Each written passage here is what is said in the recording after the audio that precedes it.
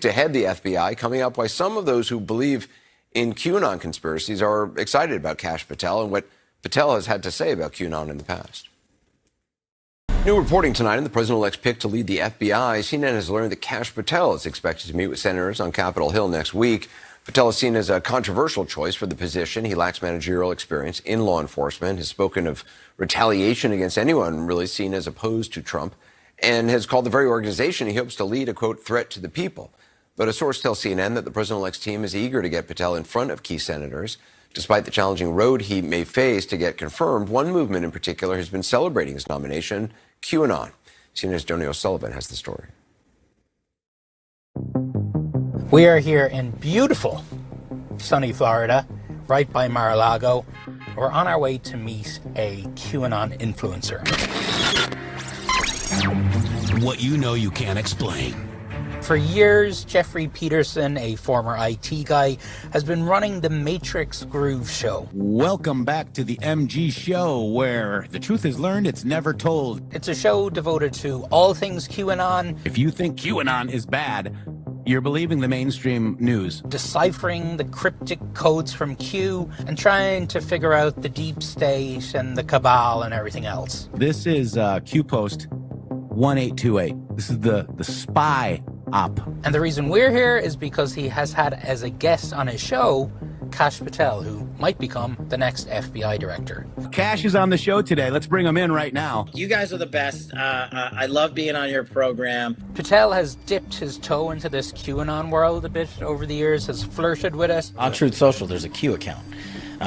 Whether or not it's the real Q, I'm not going to get into. Are you a QAnon? So like everything else, you have to have fun with it. The Q thing is a movement. A lot of people attach themselves to it. I disagree with a lot of what that movement says, but I agree with what a lot of that movement says.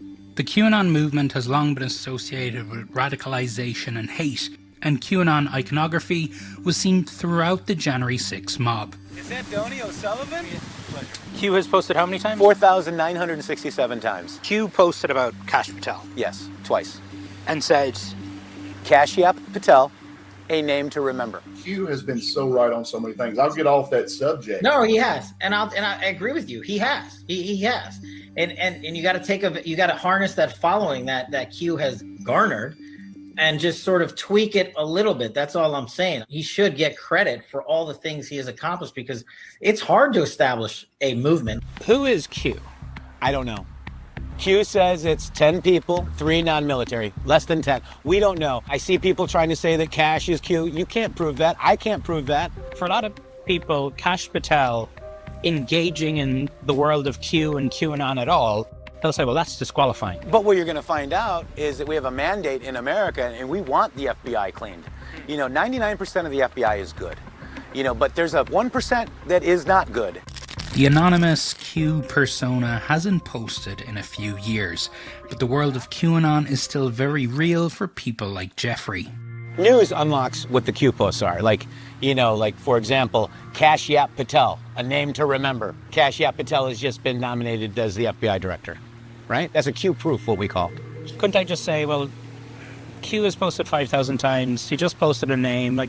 Yeah, you can absolutely say that. And, but what about all the other names? In our interview, Jeffrey made it very clear that he condemns violence. He's not a fan of the Proud Boys, Oath Keepers, or other groups that conspired to cause violence on January 6th. I always say, we're not going to make fun of liberals because we're going to be here for them when they wake up. But there is a lot of portrayal of Democrats, of people on the left, of being evil. Yeah.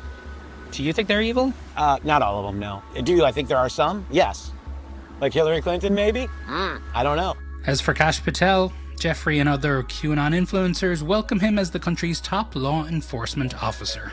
I think the American people will be happy that Kash Patel is going to straighten out what they've done to President Donald J. Trump and the FBI. And I think America should be happy as well. Donny O'Sullivan joins us now. Donny, has Patel addressed anything about Q? Well, what you heard there is What why did he say? people in the QAnon movement love him, because he's kind of winked at it. He hasn't said he's a QAnon follower, but speaks of his respect. He said there's for some things he doesn't like. Some things. Exactly, yeah. Look, a spokesperson for the Trump transition team today dismissed kind of any links between Patel and QAnon, and actually said that our story was a pathetic attempt at guilt by association here.